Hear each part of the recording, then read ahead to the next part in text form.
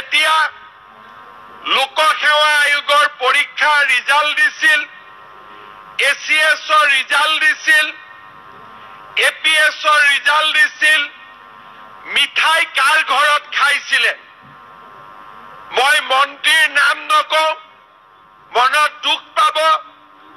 সেই সময়ৰ কংগ্ৰেছ দলৰ ডাঙৰ ডাঙৰ মন্ত্ৰীৰ জোৱায়েক, বোৱাৰীয়েক, খুলখালিয়েকে এই APSCৰ চাকৰি পাইছিলে। পৰীক্ষাত মেট্ৰিকত ফাৰ্ষ্ট ডিভিজনো নাই, হায়াৰ ছেকেণ্ডাৰীটো ভাল ৰিজাল্ট নাই। তৃতীয় শ্ৰেণীত উত্তীৰ্ণ হোৱা ব্যক্তিয়েও কোনোবা বিষয়াৰ যদি বোৱাৰীয়েক হয়, খুলখালিয়েক হয়, চৰকাৰী চাকৰি পাইছিলে। 2005-06 বা তাৰো আগৰ যদি একেবাৰে জনা সময়ৰ পৰা 85 চনৰ পৰা 90 চনৰ পৰা 96 পৰা 2000ৰ পৰা 2014 চনলৈকে আমি যদি বাতৰি কাকত উলিয়াই লওঁ, APSCৰ ৰিজাল্ট দিয়াৰ পিছত, ACSৰ ৰিজাল্ট দিয়াৰ পিছত সদায় পেপাৰত লিষ্ট ওলায় যে কোন ডাঙৰ মানুহৰ, কোন ল'ৰা আৰু ছোৱালীয়ে এইবাৰ মেজিষ্ট্ৰেট হ'ল আৰু এইবাৰ DSP হ'ল। আৰু এই চাকৰি পাবৰ কাৰণে পঢ়া শুনা কৰিব নালাগিছিল।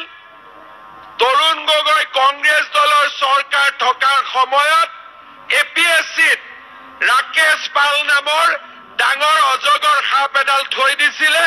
আপুনি 1 কোটি দিয়ক, 50 লাখ টকা দিয়ক, চৰকাৰী চাকৰি লৈ যাওক।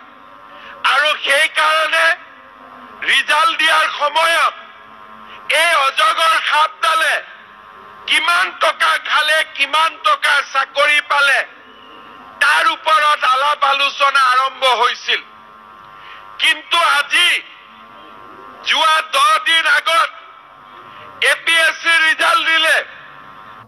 আপোনালোকৰ আশীৰ্বাদত আজি আমি এনেকুৱা এটা পৰিৱেশ নিৰ্মাণ কৰিলো যে মোক আটাইতকৈ বেয়া পোৱা টিভি ষ্টেচনৰ মালিকেও দিব লাগে যে কোন তৰকাৰী বেপাৰীৰ ল'ৰাই মেজিষ্ট্ৰেট হ'ল, কোন ঠেলা চালকৰ ল'ৰাই DSPত চাকৰি পালে।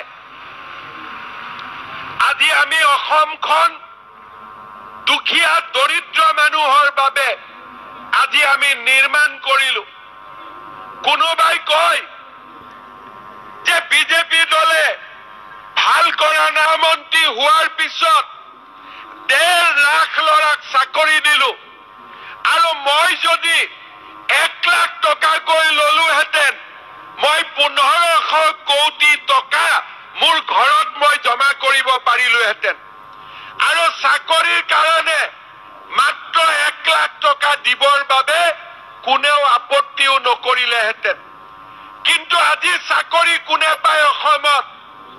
ঠেলাৱালাৰ ল'ৰা, ৰিক্সা চালকৰ ল'ৰা, গাঁৱৰ বিধৱা মানুহৰ ল'ৰা আৰু কষ্ট কৰি কাম কৰি ঘৰৰ আধা পেটত খাই স্কুললৈ যোৱা দুখীয়া মানুহৰ পৰিয়ালে আজি অসমত চৰকাৰী চাকৰি পায়। যি চাকৰি যোৱা কালিলৈ আমি কল্পনা কৰিব পৰা নাছিলো, আজি তেনেকুৱা পৰিয়ালৰ ল'ৰা ছোৱালীয়ে চৰকাৰী চাকৰি পায়। APSCত বহি থকা অজগৰক লৈ আহি আমি চিৰিয়াখানাত তালা মাৰি বন্ধ কৰি দিলো, যাতে কোনো দুখীয়া মানুহৰ টকা তেওঁলোকে খাব নোৱাৰে।